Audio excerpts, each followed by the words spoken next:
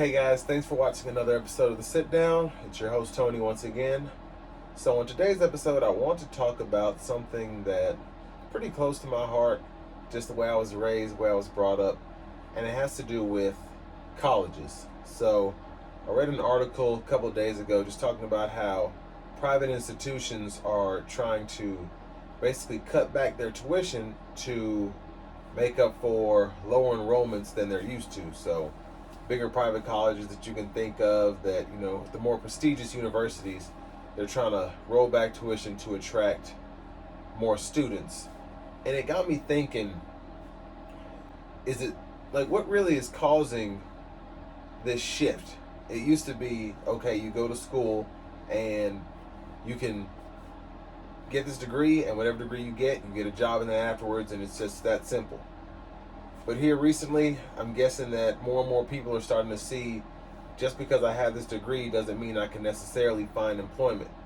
And just with social media and things of that nature, you're able to get more information without necessarily being in your own little bubble. So whether you were raised to go to school, or whether you were raised to pick up a trade, or whether you were raised to work as soon as you're out of high school, you're able to see different perspectives and people actually on the internet telling you, hey, this is what I did and I got this, or I'm doing this because of XYZ. And it's just so much information that's really given to us, and we can make a more informed decision, not necessarily based on the information that used to be limited to how we were raised. So I do think that is one point when it comes to that. But the other one is, you just see so many people in debt nowadays, and it used to just be, you know, I can go to work, rack up $200,000 to be a lawyer, $200,000 to be a veterinarian or whatever, and then once I'm getting that same amount of money a year, I can pay this loan off in a few years.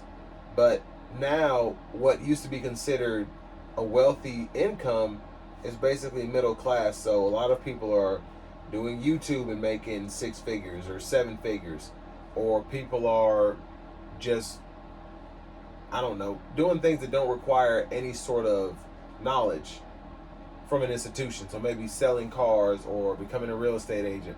Those are the people that are actually making these substantial incomes. And then you have those jobs that used to be, oh, you pay $100,000 to get a business degree.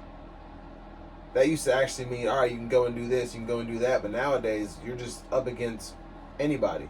Everybody has a degree, and a lot of the times, the degree isn't even necessary to get the job that you want that pays the bills. So I do think that it's just a lot easier to kind of go with the swing of things. Obviously, you're seeing sales jobs, particularly real estate jobs, and it's really kind of a trade in itself. You just have to go get your real estate license, then you can go sell houses, and people are making so much money doing that. And you don't have to take 4 to, or you could get an associate's 2 years, but taking 2 to 8 years going to school, and then you get a doctorate and all this stuff, you have all this debt, and then you're still out there looking for a job. Whereas now, all right, you just have to come over here, learn a few things, and then you can start making some money. So that's the biggest thing, I think. And then just I feel like we're having a dumbing down of our society because there is so much information.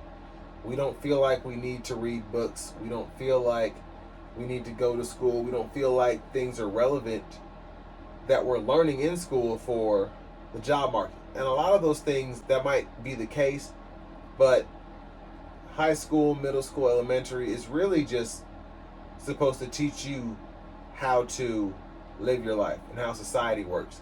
It's not like you're going to take all this information and then you're going to be the next Steve Jobs. You have to have a little bit of luck, a whole lot of hustle, and sometimes things just have to fall into place when you get a mixture of that together.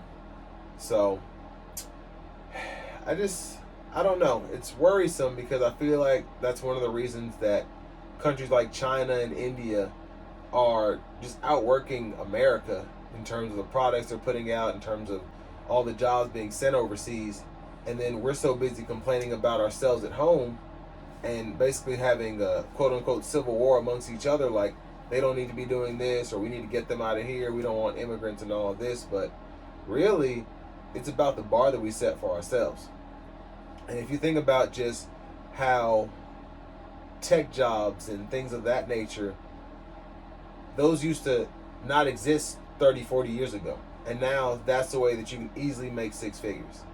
But you have to have a know-it-all for that, for coding and things that are just now like STEM stuff. You have to know how to do those things to get these kind of jobs that are a lot easier if you're trained on how to do them. And, I feel like 10, 15 years from now, we're going to see a big shift. We're already seeing it now with AI and just how AI is taking jobs. They're even taking modern jobs like video editing and things of that nature, where I can just put this video here, it'll make me a clip, or I can give it all of this information and it can make a video and put transitions and all that into it.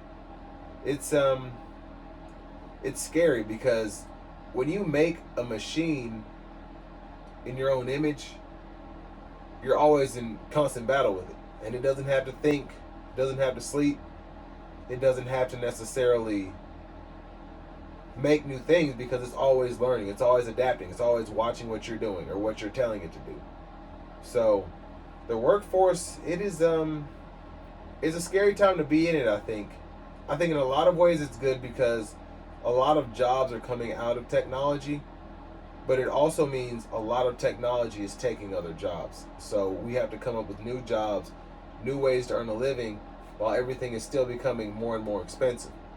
People complain about gas, people complain about the price of food, but we have more and more machines doing all this labor, so why is it so expensive for all these things? Is it because we're wasteful as humans? We're getting too wasteful? Is it because we're not recycling enough? We're not eating enough? I don't know.